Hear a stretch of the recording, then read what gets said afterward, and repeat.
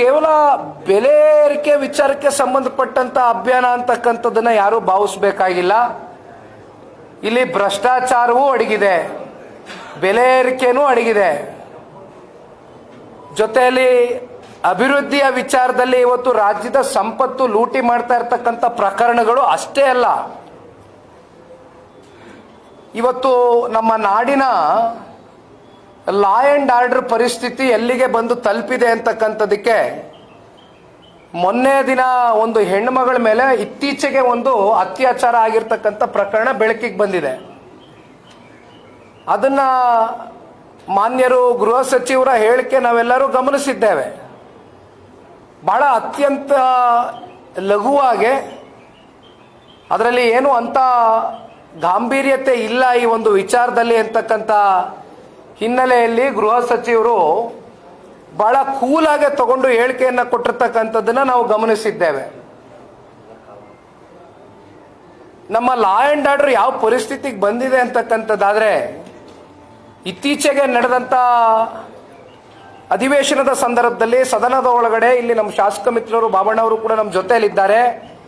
ಇಡೀ ರಾಜ್ಯದ ಜನತೆ ನಾವೆಲ್ಲರೂ ಕೂಡ ನೋಡಿದ್ದೇವೆ. ಒಬ್ಬರು ಅತ್ಯಂತ ಪ್ರಭಾವಿ ಸಚಿವರು, ಮುಖ್ಯಮಂತ್ರಿಗಳ ಕ್ಯಾಬಿನೆಟ್ನಲ್ಲಿ ಇರ್ತಕ್ಕಂಥ ಒಬ್ಬರು ಸಚಿವರು ಕೊಟ್ಟಿರ್ತಕ್ಕಂಥ ಹೇಳಿಕೆ, ನಾನು ಆವಾಗಲೇ ನಿಮಗೆ ಮಾತಾಡಬೇಕಾದ್ರೆ ಹೇಳಿದೆ, ಸಚಿವರಿಗೆ ಹನಿ ಟ್ರ್ಯಾಪ್, ಕೇಂದ್ರಕ್ಕೆ ಮನಿ ಟ್ರ್ಯಾಪು, ಜನಕ್ಕೆ ತೆರಿಗೆ ಟ್ರ್ಯಾಪು ಅಂತ ಎಲ್ಲ ರೀತಿಯಾದಂಥ ಟ್ರ್ಯಾಪ್ಗಳಿಗೆ ಇವತ್ತು ಒಳಪಟ್ಟಿರ್ತಕ್ಕಂಥ ನಮ್ಮ ರಾಜ್ಯ. ಬೇಡಪ್ಪ ಯಾಕಣ ಆಫ್ ಮಾಡಿ.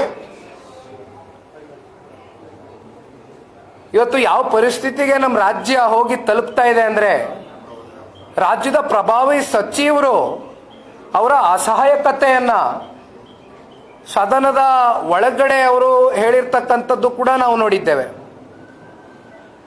ಕಳೆದ 2 ವರ್ಷದ ಈ ಒಂದು ಕಾಂಗ್ರೆಸ್ ಪಕ್ಷದ ಅತ್ಯಂತ ರಾಜ್ಯದಲ್ಲಿ ಸಾಕಷ್ಟು ಪಕ್ಷಗಳು, ನಾಯಕರುಗಳು ಹಲವಾರು ಬಾರಿ ನಮ್ಮ ಕರ್ನಾಟಕ ರಾಜ್ಯವನ್ನು ಆಡಳಿತವನ್ನು ಮಾಡಿದ್ದಾರೆ.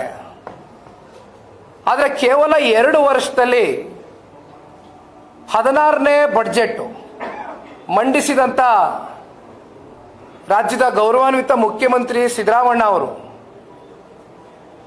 ನಮ್ಮ ರಾಜ್ಯದ ಸಾಲ ಸ್ವಾತಂತ್ರ್ಯ ಕಳೆದ ಮೇಲಿಂದ ಇಲ್ಲಿಯವರೆಗೂ, ಅಂದರೆ ಕಳೆದ 2 ವರ್ಷದ ಹಿಂದೆ ಮಾತನಾಡ್ತಕ್ಕಂಥದ್ದಾದ್ರೆ 5 ಲಕ್ಷ ಕೋಟಿ ಸಾಲ ಮಾಡಿದಂಥದ್ದು ಕರ್ನಾಟಕ ರಾಜ್ಯ ಸರ್ಕಾರ. ಆದರೆ ಇವತ್ತು ಕೇವಲ 2 ವರ್ಷದ ಒಳಗಡೆ, just A matter of 2 years and within 2 years, framework of 2 years, 2.25 lakh ಕೋಟಿ ಸಾಲ ಆಗಿದೆ. ನೀವು ಸಾಲ ತಗೊಳ್ತಕ್ಕಂಥದ್ದು ತಪ್ಪು ಅಂತ ನಾನು ಹೇಳಲಿಕ್ಕಿಲ್ಲ. ಅದ್ರ ಮಧ್ಯೆ ಮಾನ್ಯ ಸಿದ್ದರಾಮಣ್ಣ ಅವರು ಹಾಗೂ ಅವರು ಸಂಪೂರ್ಣ ಸಚಿವ ಸಂಪುಟ ಬಹಳ ಬೆಂತಟ್ಕೊಂಡ್ರು.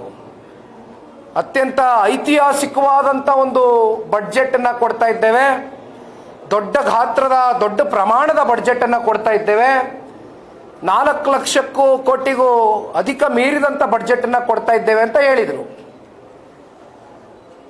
ಆದರೆ ಆ ಬಡ್ಜೆಟ್ ಕೊಡಬೇಕಾದ್ರೆ ಅದರ ಹಿಂದೆ ಎಷ್ಟು ನೀವು ಸಾಲ ಮಾಡಿದ್ದೀರಿ, ರಾಜ್ಯದಲ್ಲಿ ಇರ್ತಕ್ಕಂಥ ಒಬ್ಬೊಬ್ಬ ಕನ್ನಡಿಗನ ಮೇಲೆ ಎಷ್ಟು ಸಾಲದ ಹೊರೆಯನ್ನು ಹೊರಿಸಿದ್ದೀರಿ ಅಂತಕ್ಕಂಥದ್ದನ್ನ ನೀವು ಹೇಳಲಿಲ್ವಲ್ಲ. ಆಯ್ತು, ನೀವು ಸಾಲ ಮಾಡಿದ್ದೀರಿ, ಆದರೆ ಆ ಸಾಲವನ್ನ ಯಾತಕ್ಕೋಸ್ಕರ ಮಾಡಿದ್ದೀರಿ? ಈ ರಾಜ್ಯದ ಅಭಿವೃದ್ಧಿಗೋಸ್ಕರ ಮಾಡಿದ್ದೀರಾ, ಅಥವಾ ನಮ್ಮ ಬೆಂಗಳೂರಿನ ಇನ್ಫ್ರಾಸ್ಟ್ರಕ್ಚರ್ನ ಯಾವುದಾದ್ರೂ ಒಂದು ರೀತಿ, ಒಂದು ಉದಾಹರಣೆ ಕೊಡಿ, ಒಂದು ಕಾರ್ಯಕ್ರಮ ಕೊಡಿ. ನೀವು ಇಲ್ಲಿವರೆಗೂ ಯಾವುದಾದ್ರೂ ಒಂದು ಕಾರ್ಯಕ್ರಮ ಕೊಟ್ಟಿದ್ದೀರಿ ಇನ್ಫ್ರಾಸ್ಟ್ರಕ್ಚರ್ನ ಡೆವಲಪ್ಮೆಂಟ್ ಮಾಡ್ತಕ್ಕಂಥದ್ದಕ್ಕೆ ಅನ್ನೋದನ್ನ ದಯಮಾಡಿ ಇದನ್ನ ಹೇಳಬೇಕಾಗ್ತದೆ ರಾಜ್ಯ ಸರ್ಕಾರ. ಕೇವಲ ನೀವು ಸಾಲ ಮಾಡಿದ್ದೀರಿ ಅಂತಕ್ಕಂಥದ್ದು ನಾವು ವಿರೋಧ ಪಕ್ಷದವರಾಗಿ ನಿಮ್ಮ ಮೇಲೆ ಆಪಾದನೆ ಮಾಡ್ತಾ ಇಲ್ಲ. ಆದರೆ ಸಾಲವನ್ನ ಅಭಿವೃದ್ಧಿಯ ದೃಷ್ಟಿಯಿಂದ ಮಾಡಿದ್ದೀರೋ